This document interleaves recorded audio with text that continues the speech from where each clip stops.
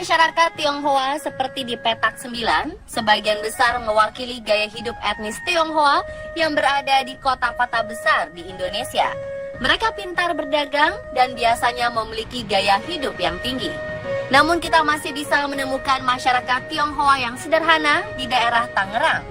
Masyarakat Tionghoa di Tangerang sudah datang sejak abad ke-15. Saat itu, perantau dari Cina mendarat dengan perahu-perahu kecil di ujung Pulau Jawa untuk mencari peruntungan dengan menjadi petani, buruh, dan pedagang.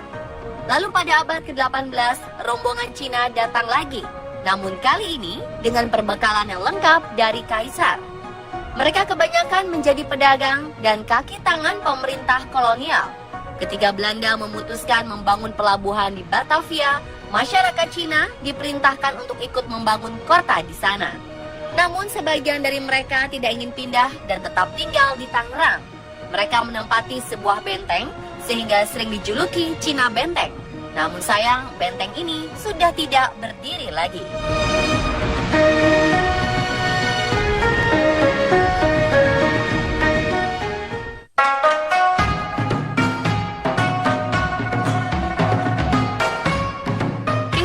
Masyarakat Tionghoa mengalami pasang surut. Pemusnahan masyarakat Tionghoa oleh Belanda pada tahun 1740, kemerdekaan Indonesia dan pemerintah Orde Baru menjadi momen di mana masyarakat Tionghoa merasa terancam hidup di Indonesia. Beberapa dari mereka akhirnya memilih hidup jauh dari perkotaan dan keramaian. Bertani adalah salah satu pekerjaan yang paling aman ketika mereka memutuskan untuk hidup di daerah terpencil. Di kampung Nalagati, kecamatan Panongan, Tangerang, hidup seorang keturunan Tionghoa bernama Yap Chun Teh. Jauh dari hingar-bingar kota, kakek ini hidup bersama keluarga besarnya di rumah yang sudah diwariskan hingga generasi ketiga. Nah, kalau saya tinggal di kampung ini, memang sampai saya ini udah 3 turunan dari sejak engkong saya. Hidup itu yang paling kita mengambil arah ketenangan, tiada kesenjangan sosialan, hanya tinggal di desa adalah petani. Dengan tangannya sendiri, dibantu oleh seorang karyawan dan anak-anak, Yap Chun Teh menggarap benih padi yang akan panen ketika berumur 3 bulan. Dari sinilah dia berhasil menyekolahkan anak-anaknya. Selain bertani, Yap Chun Teh juga memanfaatkan lahan kosongnya dengan menanam pisang dan tanaman lain dan memelihara hewan ternak. Dengan cara seperti ini, ketika masa kritis pun, keluarga ini masih bisa memanfaatkan hasil bumi untuk kebutuhan sehari-hari. Ketika mendekati Imlek, Yap Chun Teh dan keluarganya menerima pesanan kue keranjang dan dodol dari berbagai daerah. Tidak hanya Jabodetabek, pesanan pun datang dari luar Pulau Jawa, seperti Bali dan Lampung. Jumlah pesanannya tidak tanggung-tanggung. Ya memang kalau hari ini sih, kita memang persiapan untuk nyambut hari Imlek. Karena banyak orang yang butuh pesan gitu ya. Memang kalau 2-3 ton sih saya bikin.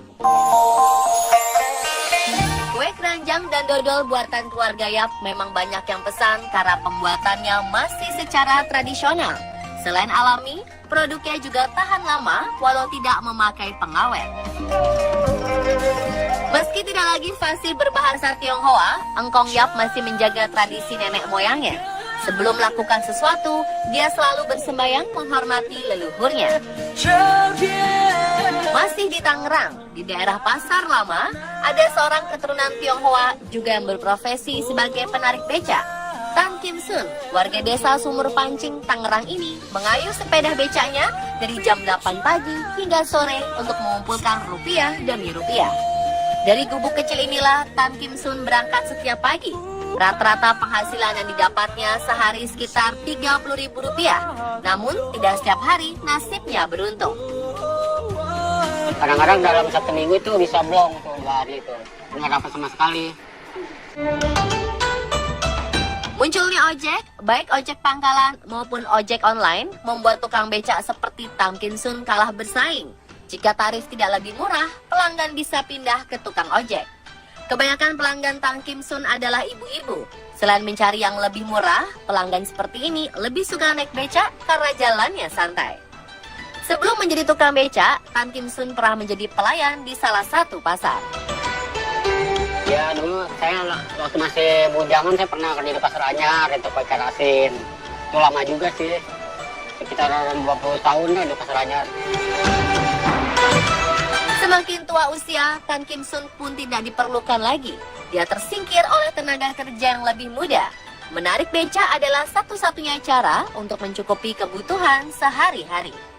Jika hari mulai senja dan keuntungan yang didapat sedikit lebih banyak dari biasanya, Tang Kim Sun menyegarkan dahaganya dengan meminum es cincau kesukaannya. Masyarakat Tionghoa telah berbaur dengan masyarakat kebanyakan. Logat bahasa dan ciri fisiknya hampir sama dengan orang Tangerang lain seperti orang Sunda atau Betawi. Tidak banyak juga yang masih mengetahui bahasa Tionghoa, namun mereka masih mengingat tradisi-tradisi yang ditinggalkan leluhur. Upacara pernikahan, penghormatan pada leluhur, dan beberapa tradisi lain masih dilaksanakan di sini.